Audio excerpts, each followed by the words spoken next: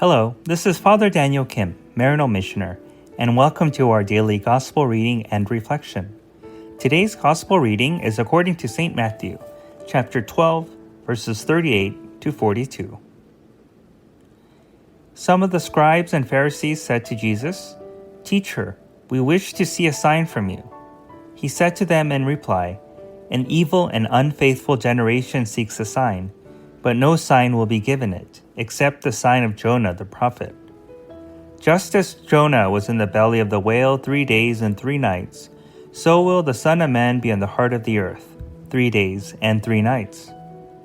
At the judgment, the men of Nineveh will arise with this generation and condemn it, because they repented at the preaching of Jonah, and there is something greater than Jonah here.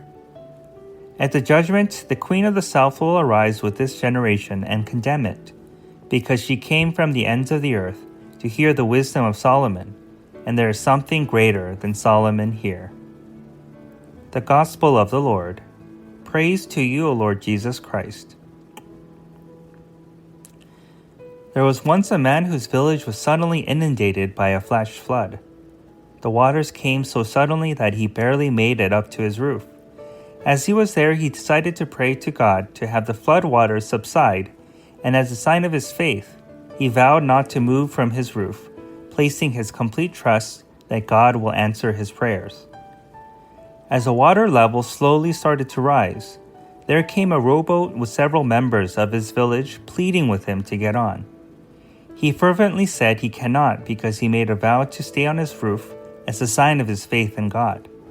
So the boat eventually ended up leaving.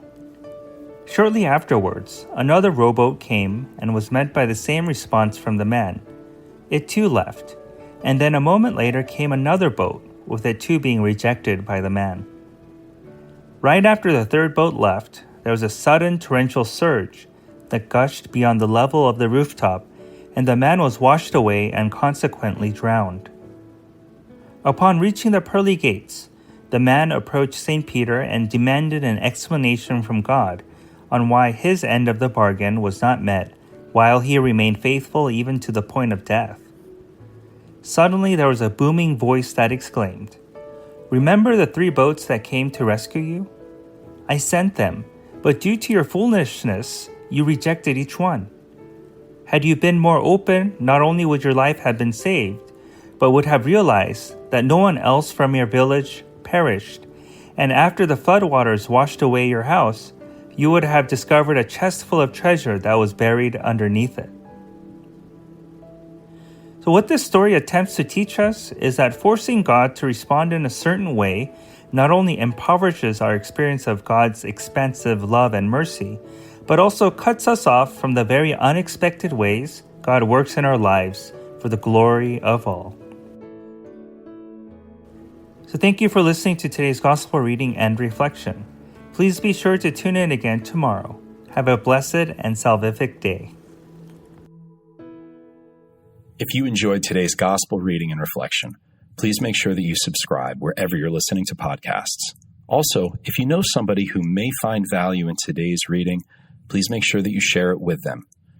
To learn more about how you can support the work that Maryknoll does around the world, please visit us at maryknollsociety.org.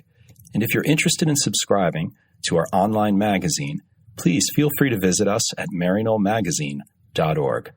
Thank you once again for spending your time with us today, and God bless.